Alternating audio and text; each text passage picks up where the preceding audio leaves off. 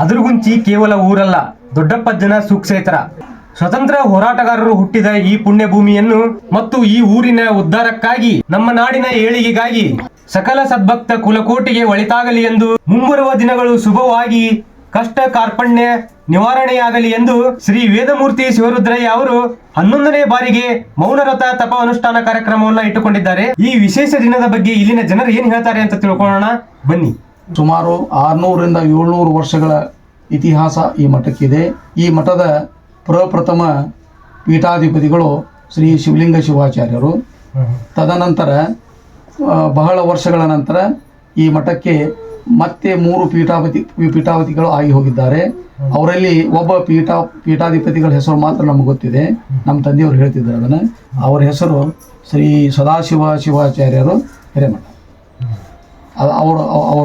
ಅವರು ಆದಮೇಲೆ ಮತ್ತೆ ಯಾವುದೂ ಈ ಮಠಕ್ಕೆ ಉತ್ತರಾಧಿಕಾರಿಗಳನ್ನು ನೇಮಿಸಿಲ್ಲ.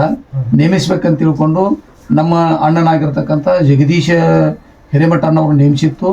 ಅದನ್ನು ನಮ್ಮ ಲಿಂಗೈಕ್ಯ ಗುರು ಮಡಿವಾಳ ಶಿವಾಚಾರ್ಯ ಕಡೆ ಹೋದಾಗ, ಗುರು ಹಿರಿಯವರೆಲ್ಲ ನಮ್ಮ ಗ್ರಾಮಸ್ಥರು ಹೋದಾಗ ಅದನ್ನು ಅವ್ರನ್ನ ಕೇಳಿದರು. ಮುಂದಿನ ಮತ್ತು ಅವ್ರನ್ನ ಕಾಶಿ ಪೀಠಕ್ಕೆ ಸಂಸ್ಕೃತ ಪಾಠಶಾಲೆ ಕಲಿಸಿ ಅವ್ರನ್ನ ಈ ಮಠದ ಉತ್ತರಾಧಿಕಾರಿ ಮಾಡ್ಬೇಕಂತ ತಿಳ್ಕೊಂಡು ಎಲ್ಲರೂ ಗುರು ಹಿರಿಯರು ಕೇಳಿದಾಗ, ಅವರು ಮಹಾ ತಪಸ್ವಿಗಳು, ಅವರು ಮಾತನಾಡತಕ್ಕಂಥ ಒಂದು ಶಕ್ತಿ ಅವ್ರದ್ದಿತ್ತು. ಅವ್ರು ಏನಂತಾರೆ ಅದು ಸತ್ಯ ಆಗ್ತಿತ್ತು. ಅವ್ರು ಹೇಳಿದ ಮೇಲೆ ಮುಂದಿನ ದಿನಮಾನಗಳು ಇದಾಗೋದಿಲ್ಲಪ್ಪ, ಅದಕ್ಕೆ ಅವ್ರದ್ದು ಬೇಡ ತಿಳ್ಕೊಂಡು ಅವ್ರು ಹೇಳಿದ ಮೇಲೆ ಅದನ್ನು ಅಲ್ಲಿಗೆ ನಾವು ನಮ್ಮ ಗ್ರಾಮಸ್ಥರು ಅದಕ್ಕೆ ಇದನ್ನು ಮಾಡಿದರು. ಇದಾದಮೇಲೆ ಈ 3 ಪಟ್ಟದವರಾದರು. ತದನಂತರ ಈ ಅನುಷ್ಠಾನ ಕಾರ್ಯಕ್ರಮದ ಬಗ್ಗೆ ಮೊದಲನೇದಾಗಿ ಇವರೇನೀಗೇನು ತಪೋನುಷ್ಠಾನಕ್ಕೆ ಕುಂತಂಥ ನಮ್ಮ ಶಿವರುದ್ರಯ್ಯ ಹಿರೇಮಠ ಅವರಿಗೆ ಪ್ರಪ್ರಥಮವಾಗಿ ಅವಾಗ ನಮ್ಮ ಮಠದಲ್ಲಿ ಸ್ವಲ್ಪ ಕಷ್ಟ ಕಾರ್ಪಣ್ಯಗಳು, ಸ್ವಲ್ಪ ಏನೋ ಒಂಥರ ನಿಗೂಢತೆ ಇರ್ತದೆ. ಅದನ್ನು ಅವಾಗ ಅವರು ಮೊದಲಿನಿಂದನೂ ಆಧ್ಯಾತ್ಮಿಕ ಜೀವಿ. ಅವರು ಯಾವಾಗಲೂ ಮಠದ ಬಗ್ಗೆ ಆಯ್ತು, ಊರಿನ ಸದ್ಭಕ್ತ ಮಂಡಳಿಗಾಯ್ತು ಲೇಸನ್ನು ಬಯಸ್ಕೊಂತ ಅದನ್ನು ನಾನು ಮುಂದೆ ಏನಾದ್ರು ಒಂದು ಮಾಡ್ಬೇಕಂತ ತಿಳ್ಕೊಂಡು ಆ ದೃಷ್ಟಿಯಿಂದ ಅವರು ಮಾಡ್ತಾ ಬಂದಿದ್ದಾರೆ.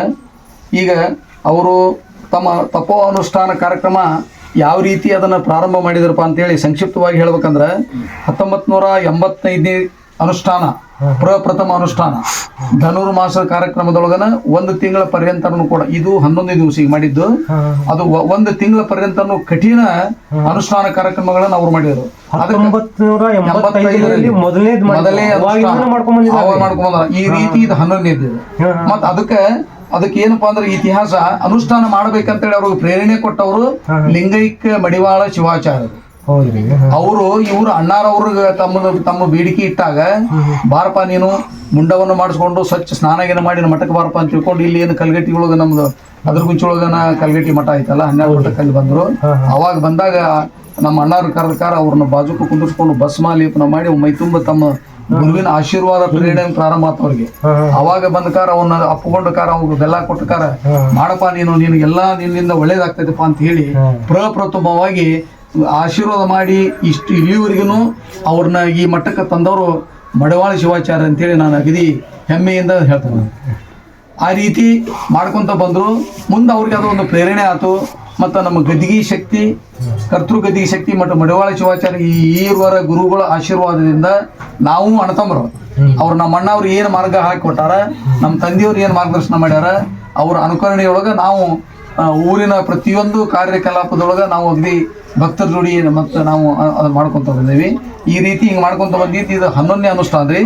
ಇದಂತೂ ತಾರೀಕು 5/1/26ರಿಂದ 15/1/26ವರೆಗೆ ಸುಮಾರು 11 ದಿವಸಕ್ಕಾರ ಅವರು ತಮ್ಮ ಮೌನ ಅನುಷ್ಠಾನ ಕಾರ್ಯಕ್ರಮಗಳನ್ನು ಮಾಡ್ಕೊತ ಬಂದಾರೆ. ಮತ್ತು ಇದು ಇಷ್ಟು ಕಾರ್ಯಕ್ರಮಗಳನ್ನು ಇದು ಮುಕ್ತಾಯ ಸಮಾರಂಭ 15/1/26ಕ್ಕೆ ಮತ್ತು ಊರಿನ ಗುರು ಹಿರಿಯರನ್ನ ಭಾವವಾಗಿ ಅದನ್ನ ಅಣ್ಣಾರು ನಾವು ನಮ್ಮ ತಮ್ಮವರು ಎಲ್ಲರೂ ಕೂಡ್ಕೊಂಡು ನಮ್ಮ ಸದ್ಭಕ್ತ ಮಂಡಳಿಗೆ ತಿಳಿಸ್ಬೇಕಲ್ಲ. ಮತ್ತು ಈಗ ಅಣ್ಣಾರು ಮೌನ ಅನುಷ್ಠಾನ ಕಾರ್ಯಕ್ರಮ ಮಾಡಕತ್ತಾರೆ. ಮತ್ತು ಅದರ ರೂಪರೇಷೆಗಳನ್ನು ಏನು ಮಾಡ್ಬೇಕಂತ ತಿಳ್ಕೊಂಡು ನಮ್ಮ ಗುರು ಹಿರಿಯರು ಎಲ್ಲರೂ ಬಂದ್ರು. ಅವಾಗ ಬಂದಾಗ ಆತ್ರಪಾಂಗಾರ ಅದರ ಗುರುಗಳ ನಿಮ್ಮದು ಮೌನ ಅನುಷ್ಠಾನ ಕಾರ್ಯಕ್ರಮ ನೀವು ಮಾಡ್ರಿ, ಕೊನೆ ದಿವಸದ ಕಾರ್ಯಕ್ರಮ ನಾವೆಲ್ಲ ಊರು ವತಿಯಿಂದ ಅನ್ನಪ್ರಸಾದದ ನಾವೆಲ್ಲ ಸಹಕಾರ ಮಾಡ್ತೀವಿ ಅಂತೇಳಿ ಎಲ್ಲ ಮೂರಾರಳ್ಳಿ ಮತ್ತು ಅದರಗುಂಚಿ ಭಕ್ತರು ಎಲ್ಲನೂ ನಮಗೆ ತಿಳಿಸಿದರು. ಆ ಪ್ರಕಾರ ಕೂಡಿದಾಗ ಅದನ್ನ ಅವರು ತಮ್ಮ ವ್ಯವಸ್ಥೆ ಮಾಡ್ಯಾರ. ಮಂಗಲ ಕಾರ್ಯಕ್ರಮ ದಿವಸ 15:01 ಅವರು ಯಥಾ ಪ್ರಕಾರ ದಿನನಿತ್ಯ ಪ್ರತಿ ದಿವಸ ಅವ್ರದ್ದು ಗುರುಗಳದು ಈಗೇನು ಅನುಷ್ಠಾನ ಮಾಡ್ತಕ್ಕಂಥ ಅವ್ರದ್ದು ಏನು ಒಂದು ರೂಢಿ ಇಟ್ಕೊಂಡು ಬಂದಾರ ಅಂದ್ರೆ ಬೆಳಗಿನ 4ರಿಂದ ಬ್ರಹ್ಮಿ ಟೈಮ್ನೊಳಗೆ ಬೆಳಗ್ಗೆ 4ರಿಂದ 6 ತನಕ ಅವ್ರದ್ದು ತಮ್ಮದು ಪೂಜಾ ಸಕಲ ಇದನ್ನು ಕಾರ್ಯಕ್ರಮಗಳನ್ನು ಮುಗಿಸ್ತಾರೆ. ಪ್ರತಿ ದಿವಸ ಈ 5ನೇ ತಾರೀಕಿಂದ ಮಾಡ್ಕೊಂತ ಬಂದಾರ. 6 ಗಂಟೆಗೆ ಅವರು ತಮ್ಮದಲ್ಲಿ ಏನು ಪ್ರಸಾದ ತಗೊಂತಾರೆ. ಪ್ರಸಾದ ಅಂದ್ರೆ ಹಣ್ಣು ಹಾಲು ಅದನ್ನ ತಗೊಂತಾರೆ. ಅವಾಗ ಅವ್ರು ತಗೊಂಡ್ರಪ್ಪ ಅಂದ್ರೆ ಒಮ್ಮೆಗೆ ಸಾಯಂಕಾಲ 8 ಗಂಟೆಗೆ ಮತ್ತೆ ಸ್ನಾನ ಪೂಜೆ ಮಾಡಿ ರುದ್ರಾಭಿಷೇಕ ಆದ್ಮೇಲೆ ಮತ್ತು ಹಣ್ಣು ಹಾಲನ್ನು ತಗೊಳ್ಳೋದು. 11 ದಿನಗಳ ಕಾಲ ಹಣ್ಣು ಹಾಲಿನ ಮೇಲೆನೇ ಇರ್ತದೆ. ಹೌದು, ಅದು ಬೆಳಿಗ್ಗೆ ಒಮ್ಮೆ ತಗೊಂಡು ಮತ್ತೇನಿಲ್ಲ. ಮತ್ತೆ ಸಾಯಂಕಾಲ 8 ಗಂಟೆಗೆ ಮತ್ತೆ ಸ್ನಾನ ಪೂಜೆ ಮಾಡ್ಕೊಂಡು ಪ್ರತಿ ದಿವಸ ರುದ್ರ 2 ಹೊತ್ತು ರುದ್ರ ಈ ಮಠದೊಳಗೆ. ಆ ರುದ್ರ ಆದ್ಮೇಲೆ ಹಣ್ಣು ಹಾಲು ಪ್ರಸಾದಗಳನ್ನ ಅವ್ರು ತಗೊಂತ ಬಂದಾರ. ಆ ರೀತಿ ನಾವು ನಡ್ರಾಕ ನಮ್ಮ ಅಣ್ಣಾರಿಗೆ ಹೇಳಿದ್ವಿ, ತಮಗೂ 73 ವರ್ಷ ರೂಪಾಯಿಗೆ ಸ್ವಲ್ಪ ಮಧ್ಯದೊಳಗೆ ಏನು ಸ್ನಾನ ಪೂಜೆ ಲಿಂಕ್ ಪೂಜೆ ಮಾಡಿ ಸ್ವಲ್ಪ ಹಣ್ಣು ಹಾಲು ಮತ್ತೆ ತಗೋರಿ ಅಂದ್ವಿ ನಾವು. ಬೇಡಪ್ಪ ಅಂದ್ರು. ಅದಕ್ಕೆ 2 ಹೊತ್ತು ನಾನು ಏನೋ ಸಂಕಲ್ಪ ಮಾಡ್ಕೊಂಡೇನಿ, ನಾನು ಅದೇ ರೀತಿ ಹೋಗ್ಕಂತೇಳಿ ಅವರು. ನೋಡ್ರಿ ಅಜ್ಜಾರು ಈ ವಯಸ್ಸಿನೊಳಗೆ ಅಲ್ಲ, ನಾನೇ ಸಣ್ಣ ಹುಡುಗ ಮಧ್ಯಾಹ್ನ ಊಟ ಮಾಡಲಿಲ್ಲ ಅಂದ್ರೆ ಹೊಟ್ಟೆ ಹಸ್ತಿರ್ತೈತಿ ನಮಗೆ. ಅವ್ರು ಬೆಳಿಗ್ಗೆ ಹಣ್ಣು ಹಂಪಲ ತಗೊಂಡ್ರ ಒಮ್ಮೆ ರಾತ್ರಿ ಹಣ್ಣು ಹಂಪಲು ತಗೊಳ್ಳೋದಂತೆ. 11 ದಿನಗಳ ಕಾಲ ಹಣ್ಣು ಹಂಪಲಿನ ಮೇಲೇನೆ ಇರ್ತಾರಂತಂದ್ರೆ ಎಷ್ಟು ಇಲ್ಲೇ ನಮ್ಗೆ ಗೊತ್ತಾಗ್ತದೆ ಅವ್ರ ಒಂದು ದೈವಿಕ ಮನೋಭಾವನೆ ಯಾವ ರೀತಿ ಇದೆ ಅಂತಂದು. ಇನ್ನು ಮತ್ತೆ ಅವ್ರ ಬಗ್ಗೆ ಹೇಳ್ಬೇಕಂದ್ರೆ ಅವ್ರ ಬಗ್ಗೆ ಹೇಳ್ಬೇಕಂತಂದ್ರೆ ಅವರು ತಮ್ಮ ಈ ಏನು ಒಂದು ಆಧ್ಯಾತ್ಮಿಕ ಜೀವನದೊಳಗೆ ಏನು ತೊಡಗಿ ಬಂದರು. ಗುರು ಮಡಿವಾಳ ಶಿವಾಚಾರ್ಯ ಏನು ಆಶೀರ್ವಾದ ಬಂತು, ಅವಾಗ ಅವರ ಒಂದು ವಾತಾವರಣ ಚೇಂಜ್ ಆದ್ರು. ಅವರು ಸಂಸಾರಿಕರು ಆದ್ರೂ ಕೂಡ ಅವರು ಹೆಚ್ಚಾಗಿ ಏನು ಒಂದು ಸನ್ಯಾಸಿಗಳು ಇರ್ತಾರಲ್ಲ, ಎರಡೂ ಒಂದು ದೃಷ್ಟಿಯೊಳಗೂ ಅದಾರ. ಈಗ ನಮ್ಮ ಪಟ್ಟುದೇವ್ರು ನಾವು ಸನ್ಯಾಸಿಗಳು ಅಂತೀವಲ್ಲ, ಅವ್ರು ಅದ ಒಂದು ಕಲ್ಪನೆಯೊಳಗೂ ಇವತ್ತು ಜೀವನ ಹಂಗ ಐತ್ರಿ. ಹಂಗ ನೋಡ್ಕೊಂಡ್ ಬಂದಾರ, ಹಂಗ ಹೊಂಟಾರ. ಒಟ್ಟು ಇವತ್ತಿಗೂ ಕೂಡ ಒಟ್ಟು ಏನಪ್ಪ ನಾಡಿಗೆ ನಮ್ಗೆಲ್ಲ ಸುತ್ತಮುತ್ತ ಗ್ರಾಮಕ್ಕೆ ಸದ್ಭಕ್ತರಿಗೆ ಎಲ್ಲಾ ದೃಷ್ಟಿಯಿಂದ ಅವ್ರಿಗೆ ಒಳ್ಳೇದ್ ಮಾಡ್ಲಿಪ್ಪ ಅಂತ ಒಂದು ಸಂಕಲ್ಪ ರೂಪದೊಳಗೆ ಮಾಡ್ಯಾರ. ಮತ್ತೆ ಇದಕ್ಕಿಂತ ಪೂರ್ವದೊಳಗೆ ಅವತ್ತೇನು ಪ್ರಪ್ರಥಮವಾಗಿ 5/1/26 ಏನು ಅನುಷ್ಠಾನ ಕಾರ್ಯಕ್ರಮ ಕುಂತ್ರಲ್ಲ, ಪ್ರಥಮವಾಗಿ ನಮ್ಮ ಶ್ರೀಶೈಲ ಜಗದ್ಗುರು ಈಗೇನಿದ್ದಂತ ಶ್ರೀಶೈಲ ಜಗದ್ಗುರುಗಳು ಅವ್ರಿಗೆ ನಮ್ಮ ಗ್ರಾಮದ ಒಬ್ಬ ಮನುಷ್ಯ ಅವ್ರ ಕಡೆ ಹೋದಾಗ, ಹಿಂಗ್ರಿ ನಮ್ಮ ಗುರುಗಳು ಒಬ್ರು ಅನುಷ್ಠಾನ ಕುಂತಾರ, ಅದಕ್ಕೆ ತಮ್ಮ ಆಶೀರ್ವಾದ ಆಗುತ್ತೆ ಅಂತ ಕೇಳಿದಾಗ ಆ ಗುರುಗಳು ಬಹಳ ಸಂತೋಷ ಆದಪ್ಪ, ಮತ್ತೆ ಅವ್ರು ಮಾಡ್ತಾರ ಅಂತ ತಿಳ್ಕೊಳ್ಳು ಶ್ರೀಶೈಲ ಜಗದ್ಗುರುಗಳು ಫೋನ್ ಮಾಡಿ ಸ್ವತಃ ಈ ಅಣ್ಣಾರ್ ಫೋನ್ನೇ ಮಾತಾಡಿದ್ರು.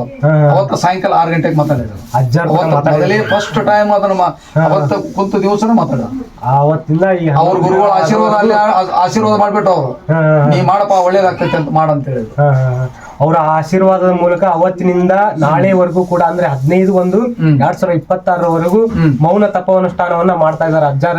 ಇದು ಕೇವಲ ಈ ಊರಿನ ಉದ್ಧಾರಕ್ಕಾಗಿ, ಸಕಲ ಸದ್ಭಕ್ತಾದಿಗಳ ಉದ್ಧಾರಕ್ಕಾಗಿ, ಒಳತಿಗಾಗಿ ಮತ್ತು ಎಲ್ಲರ ಕಷ್ಟ ಕಾರ್ಪಣ್ಯಗಳನ್ನ ದೂರ ಮಾಡೋದಕ್ಕಾಗಿ ಮತ್ತು ಮುಂದೆ ಬರುವ ದಿನಗಳು ಶುಭವಾಗಲಿ ಅನ್ನೋ ಕಾರಣಕ್ಕಾಗಿ ಈ ಅನುಷ್ಠಾನವನ್ನ ಹಮ್ಮಿಕೊಂಡಿದ್ದಾರೆ ಅನ್ನೋದು ಈ ಅಜ್ಜಾರ್ ಹೇಳ್ತಿರೋ ಮಾತು. ನೀವು ಇಲ್ಲೇ ಗದಿ ನೋಡಾಕತ್ತಿರಲ್ಲ, ಅದು ಶ್ರೀ ಶಿವಲಿಂಗ ಶಿವಾಚಾರ್ಯ ಮಹಾಸ್ವಾಮಿಗಳದ್ದು. ಅವ್ರ ಬಗ್ಗೆ ತಿಳ್ಕೊಳ್ಳೋಣ ಬರ್ರಿ. ಶ್ರೀ ಶಿವಲಿಂಗ ಶಿವಾಚಾರ್ಯ ಮಹಾಸ್ವಾಮಿಗಳು ಸುಮಾರು 600ರಿಂದ 700 ವರ್ಷಗಳ ಹಿಂದೆ ಅವರು ಇಲ್ಲಿ ಬಂದಾಗ ಈ ಮಠದ ಇದು ಏನು ಒಂದು ಇದೇನು ಸ್ಥಾನ ಐತಲ್ಲಿ ಗದ್ದಿಗೆ ನಮ್ದೇನು ಮಠ ಕಟ್ಟಿದ್ದೀವಿ, ಅವಾಗಿನ ಕಾಲದಾಗ ನಮ್ಮ ತಂದೆಯವ್ರು ಹೇಳ್ತಿದ್ರು ಇದು ರುದ್ರಭೂಮಿ ಇತ್ತಂತ. ಆ ಟೈಮ್ನೊಳಗೆ ರುದ್ರಭೂಮಿ ಇದ್ದಾಗ ಅವರು ತಪೋನುಷ್ಠಾನ ಕಾರ್ಯಕ್ರಮ ಇಲ್ಲಿ ಈಗೇನು ಜಗದಾಗ ಅದಾರ ಆ ಜಗದಾಗ ಅವ್ರು ಮಹಾ ತಪಸ್ಸನ್ನ ಮಾಡಿದ್ರಂತ. ಅವ್ರು ತಪಸ್ಸನ್ನು ಮಾಡಿದಾಗ ಅವ್ರಿಗೇನೋ ಒಂದು ಮುಂದೆ ಇದು ಒಂದು ಒಳ್ಳೆಯ ಮಠವಾಗಿ ಬೆಳಿತೈತಿ, ಉತ್ತರೋತ್ತವಾಗಿ ಇದು ಮುಂದೆ ಒಳ್ಳೇದಾಗ್ತೈತಿ ತಿಳ್ಕೊಂಡು ಅವಾಗಲೇ ತಮ್ಮ ಕಾರ್ಯಕ್ರಮವನ್ನ ಇಲ್ಲಿ ತಪಸ್ಸು ಮಾಡಿದಾಗ ಅವರು ತಮ್ಮ ದೇಹವನ್ನ ಜೀವಂತವಾಗಿ ಇಲ್ಲಿ ತಮ್ಮ ದೇಹವನ್ನು ಬಿಟ್ಟಾರ. ಅಂದ್ರೆ ಇಲ್ಲಿಯೇ ಜೀವಂತ ಸಮಾಧಿ ಆಗಿದ್ದಾರೆ ಅವರು. ಅಂದ್ರೆ ಈಗಿಂದು ನಿನ್ನಿದಲ್ರಿ ಇದು ಇತಿಹಾಸ 700 ವರ್ಷಗಳ ಇತಿಹಾಸ. ಅವತ್ತಿಂದನು ಈ ಗದ್ದಿಗೆಯನ್ನ ಪೂಜೆ ಮಾಡ್ಕೊಂಡು ಮತ್ತೇನಪ್ಪಾ ಅಂತಂದ್ರ ಇಲ್ಲೇನು ಮತ್ತು ಅವ್ರು ಏನ ಸಂಕಲ್ಪ ಮಾಡಿದ್ರಂತ, ಅವ್ರೇನು ಅಂತಿದ್ರಂತ ಹಗಲೆಲ್ಲ ಇಲ್ಲಿ ಗುಗ್ಗುಳದ ಹೊಗೆ ಐತೈತಿ ಅಂತ ಇವರು ಮುಂದೆ ಅದನ್ನ ನಮ್ಮ ವೈಶ್ಯಕರ ಬಂದು ಅದನ್ನ ಮಾಡ್ಕೊಂತ ಹೋಗ್ತಾರ ಅಂತ ತಿಳ್ಕೊಂಡು ಹೇಳ್ತಿದ್ರಂತ.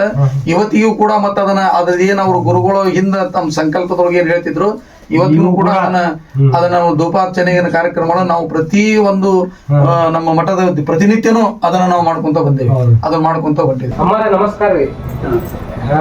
ಅಮ್ಮಾರ ನಿಮ್ ಹೆಸರು? ಸುಶೀಲಾ ಅಮ್ಮಾರ.